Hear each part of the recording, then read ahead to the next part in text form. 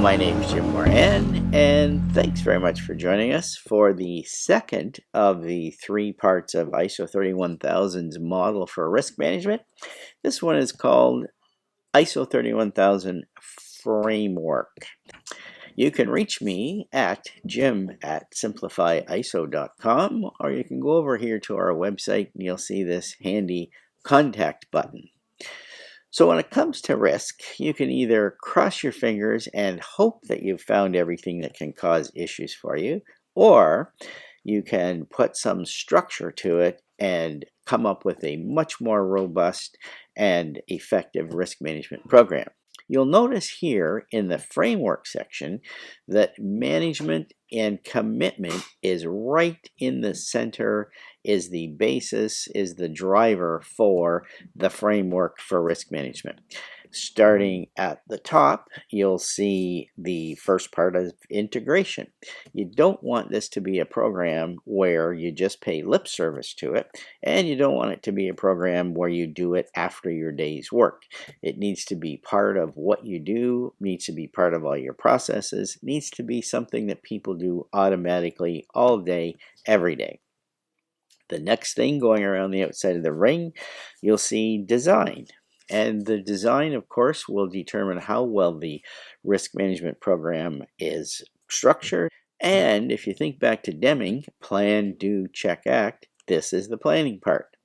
And the design must take into account the context of the organization. You've already looked at this in section 4 of your ISO management system. It needs to take into account interested party. It needs to take into account all the facets of your management system. Risk needs to be part of it. We've just heard about the integration, and that can only be designed in when you understand the context, interested parties, scope, and so on of your management system. Further around the wheel, you'll see this thing called implementation. This is the do part of Deming's plan, do, check, act. When you think of implementation, one thing to consider are some roadblocks that you might have towards implementation on one side, but on the other side, you want to also think of the resources you're going to need, the time you're going to need to do it, the people, the accountability, the time frame, making certain that you pick some milestones to work towards, and then finally, of course, how you're going to measure the effectiveness of the risk management program that you end up with. You will notice in ISO 9001, in clause 9.1.3, subclause E, there's a requirement there for you to assess the effectiveness of the risk management activities that you've done. So by having a design and by having an implementation plan, you actually will have some information that you'll need to meet that requirement. You'll also notice in section 9.3.2, Part E, management review needs to look at how well the program is working. The next thing around the ring is evaluation, ties into just what we mentioned, and you want to find some way of determining effectiveness. Some organizations have used the number of non-conformances, customer complaints, those kind of things as an evaluation, but you can also use the number of unexpected surprises or even unwanted surprises. That can be an indication of how well you've designed the program and how well you've implemented it.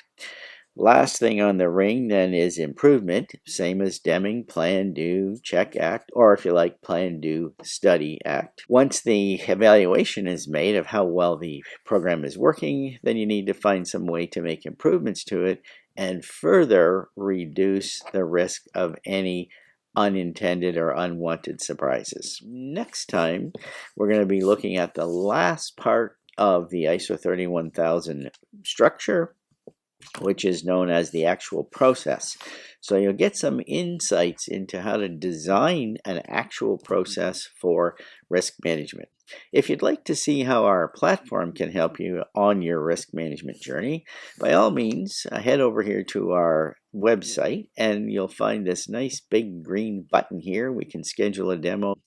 We'll spend 10 or 15 minutes to see if this might be a fit for you. Thanks so much for having a look, and be sure to join us next time to find out what ISO 31000 has to say about a risk management process. Bye for now.